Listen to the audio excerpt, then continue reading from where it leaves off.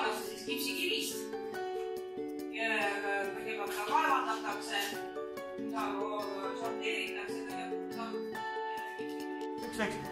Rohekas, sinakas, sõltuvalt sellest, kui kange meil see variant on. Nüüd ta on, mul on valgel taustal, on ta nüüd suhteliselt nõrk, ma pean siis ootama, äkki mul on veel mõttesid midagi sellist, mida annaks. Sooda oleks küll hea variant, aga ma ei saa soodat. See on siuke rohekas. Siis kogu siin läheks täiesti siniseks, siin on siuke rohekas, sinakas.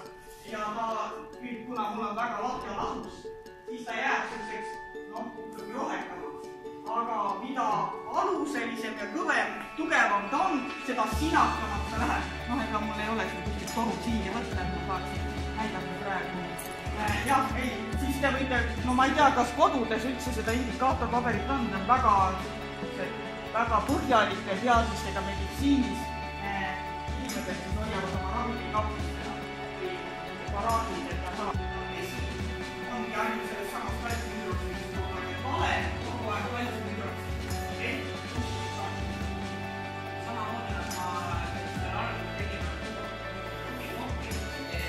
valmistus ja mulle ja valmistus ja mulle eeldavad vette ja lahustus ära.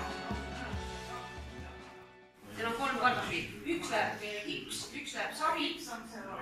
Ja ühte läheb siis tsement ja siis saame vaadata, mis kivine kõige kiiremini. Kui palju aega võtab see savi, kui palju aega võtab tsement siis kivistumiseks ja kui kiiresti kivineb siis kips ära.